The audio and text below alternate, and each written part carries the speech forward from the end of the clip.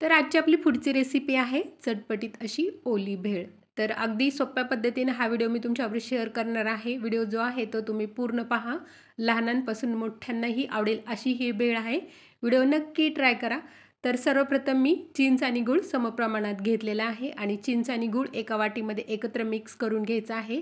त्याच्यामध्ये थोडंसं पाणी ओतून घ्यायचं आहे आणि पाणी ओतल्यानंतर मिक्स करून चिंच साधारण आपल्याला 1 तासभर तरी झाकून ठेवायचे आहे। 1 तासानंतर चिंच आपली छान भिजलेली आहे आणि एका बाउलमध्ये चिंच पूर्ण आपण काढून घेऊया। गूळ पूर्ण मेल्ट झालेला आहे। तर चिंच जी आहे ती चमच्याच्या साहाय्याने आपण थोडीशी मिक्स करून घेऊया। चिंच भिजल्यामुळं पटकन अशी तिचा लगदा होतो। तर पूर्ण असा चिंच मी चमच्याच्या साहाय्याने घोटून घेतलेली आहे। त्याच्यानंतर एक वाटी घेतलेली आहे, चहाची गाळणी घेतलेली आहे आणि चिंचेचं पाणी आपण सर्वप्रथम आता गाळून घेऊया। तर गाळणीच्या साहाय्याने सर्व पाणी आपण गाळून घेणार आहोत। तर ह्या स्वरूपात सर्व पाणी आपण चिंचेचे गाळून घेऊया। तर सर्व पाणी मी चिंचेचे आपल्या बाउलमध्ये गाळून घेतलेलं आहे आणि वरचा चोथा तो साईडला काढून घ्यायचा आहे। तर हे चिंचेचे पाणी तयार झालेलं आहे। ह्याच्यामध्ये आपण सेंधव मीठ टाकणार आहोत। चवीनुसार सेंधव मीठ टाकायचं आहे। मिक्स करून आपली चिंचेची चटणी रेडी आहे। तर ह्या स्वरूपात त्याचं टेक्स्चर आहे। अगदी थोडंसं घट्ट असतं, जास्ती पातळ नसतं। त्याच्यानंतर एक पातेलं घेतलेलं आहे, मुरमुरे घेतलेले आहेत। साधारण 3 ते 4 प्लेट आम्ही मुरमुरे घेतलेले आहेत, ते आपल्या पातेल्यामध्ये काढून घेते।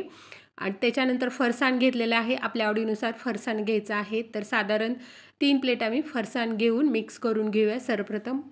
त्याच्यानंतर 2 मोठे कांदे मी बारीक चिरून घेतलेले आहेत, तेही ह्याच्यामध्ये मिक्स करून घ्यायचे आहेत। 2 टोमॅटो बारीक चिरून तेही ह्याच्यामध्ये मिक्स करून घेऊया।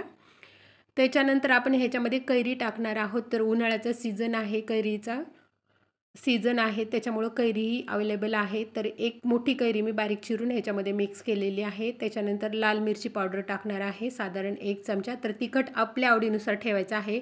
त्याच्यानंतर अर्धा चमचा जिरा पूड ह्याच्यामध्ये मी मिक्स करणार आहे आणि चवीनुसार मीठ टाकायचं आहे। मीठ टाकल्यानंतर ह्याच्यामध्ये आपण चिंचेचे पाणी टाकणार आहोत। तर साधारण 5 ते 6 चमचे चिंचेचे पाणी ह्याच्यामध्ये आपण मिक्स करून घेऊया। तर ही भेळ जी आहे टेस्टला फार छान आहे। तर आपल्या चॅनलवरती बरेच मी चाटचे व्हिडिओ अपलोड केलेले आहेत, त्या सर्व व्हिडिओची लिंक तुम्हाला डिस्क्रिप्शनमध्ये देते। त्याच्यानंतर बारीक चिरून घेतलेली कोथिंबीरही ह्याच्यामध्ये मी मिक्स करून घेते। आता सर्व साहित्य ह्याच्यामध्ये आपण टाकून घेतलेलं आहे। आता आपण छान चमच्याच्या साहाय्याने सर्व व्यवस्थित मिक्स करून घ्यायचं आहे। तर मस्त अशी खमंग भेळ आपली तयार झालेली आहे, तोंडाला पाणी सुटलेलं आहे। तर आता मी प्लेट घेतलेली आहे, तर प्लेटवरती आपली भेळ काढून घेऊया।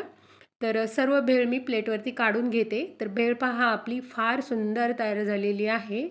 बघता क्षणी तोंडाला पाणी सुटलेलं आहे, खाऊ वाटतीये ना? तर व्हिडिओ नक्की ट्राय करा। त्याच्यानंतर भेळ पूर्ण मी प्लेटवरती काढून घेतलेली आहे। ह्याच्यावरती थोडंसं चाट मसाला आपण भुरभुरणार आहोत आणि कोथिंबीर पण मी ह्याच्यामध्ये टाकणार आहे आणि चिंचेचे पाणी आपण आता आपल्या आवडीनुसार थोडंफार टाकून घेऊया, 2 ते 3 चमचे। आणि सर्वात शेवटी ह्याच्यावरती कोथिंबीर टाकायची आहे सजावटीसाठी। तर मस्त अशी आपली चटपटीत ओली भेळ तयार झालेली आहे। तर व्हिडिओ नक्की ट्राय करा, शेअर करा, कमेंट्स करा। असे छान छान व्हिडिओ घेऊन मी येतच राहील। मस्त खा, स्वस्त राहा। माझा व्हिडिओ पाहिल्याबद्दल धन्यवाद।